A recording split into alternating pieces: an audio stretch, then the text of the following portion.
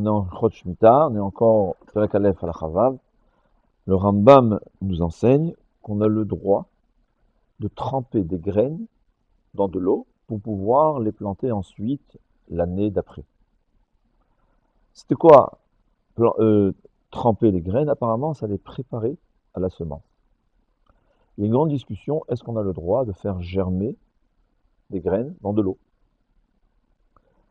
Il y a qui disent que puisque dans une Chot Shabbat, on n'a pas le droit de faire germer des graines dans de l'eau, ça s'appelle Zoréa, c'est comme semer. Donc la même chose dans la Shemitah, c'est interdit. D'autres disent que non, étant donné qu'on n'a aucune utilisation, c'est sans terre, il n'y a pas de terre, il n'y a pas de problème. Donc au fait, on peut faire pousser quelque chose quand il n'y a pas de terre, ce qu'on appelle Gidoulé Maïm, ils appellent ça en Eretz Israël, ou je crois des plantes, des pousses hydropones, je crois que ça s'appelle.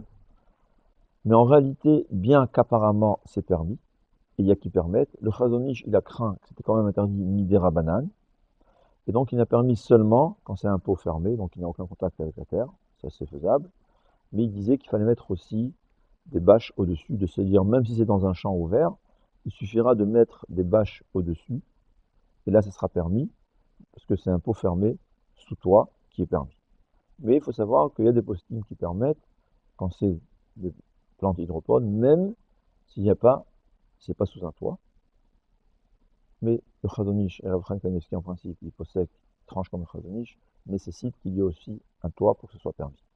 A posteriori, ce sera permis, il n'y a pas de Issour Sfichim, c'est-à-dire tout ce qui pousse pendant la Shemitah est interdit, c'est seulement quand ça pousse sur terre. Mais quand ça pousse de cette façon, même celui qui va interdire de planter, on n'aura pas une interdiction d'en consommer.